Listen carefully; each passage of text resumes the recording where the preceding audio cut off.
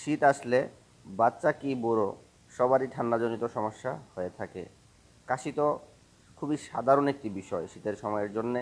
কাশিজনিত সমস্যা থেকে আপনারা কিভাবে মুক্তি পেতে পারবেন সে বিষয়ে আমি একটি ভিডিও তৈরি করেছিলাম বাসক পাতার মাধ্যমে, এবং সেই ওষুধটি আমি নিজেই আমি আমার ঘরেই প্রয়োগ করে থাকি আমি ব্যক্তিগতভাবে।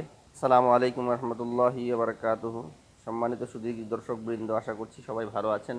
কিন্তু ঠান্ডার সময় তো ভালো থাকা সবার ভাগ্যে জোটে না, কারণ সর্দি কাশি জনিত সমস্যা সবার ঘরের মধ্যেই হয়ে থাকে। আর বিশেষ করে শিশুদের ক্ষেত্রে আরও বলার কোনো বাহুল্যই থাকে না। এমনভাবে জেঁকে ধরে যে ওষুধ খাওয়াতে খাওয়াতে জীবনের কাজ শেষ হয়ে যায়। আর্থিক ক্ষতির কথা কি আর বলবো।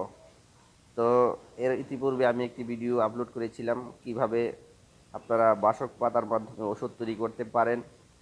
সেই বাসক পাতাটি ছিল কালো বাসক, আজকে আমি আবার সাদা বাসকের সন্ধান পেয়েছি।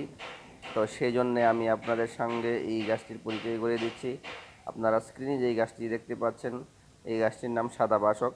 গুণাগুণের দিক দিয়ে দুটো গাছই সমান গুণে গুণান্বিত।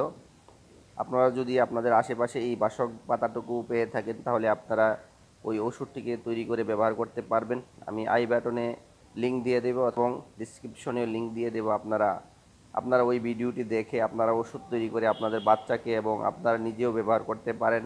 এবং আপনাদের ঘরের মধ্যে যদি বয়স্ক লোক হয়ে থাকে আপনারা অবশ্যই অবশ্যই ব্যবহার করবেন। আপনারা ব্যবহার করে ফলাফল পেয়েছেন কিনা অবশ্যই কমেন্টের মধ্যে লিখবেন।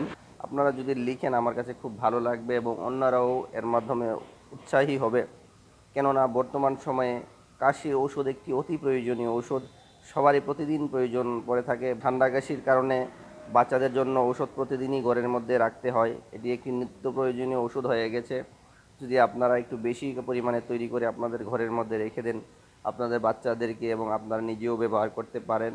আশা করছি আমার দেওয়া তথ্যগুলোর মাধ্যমে আপনারা উপকৃত হয়ে থাকেন। অবশ্যই অবশ্যই আপনারা কমেন্টে লিখবেন আপনারা উপকৃত হন কি না।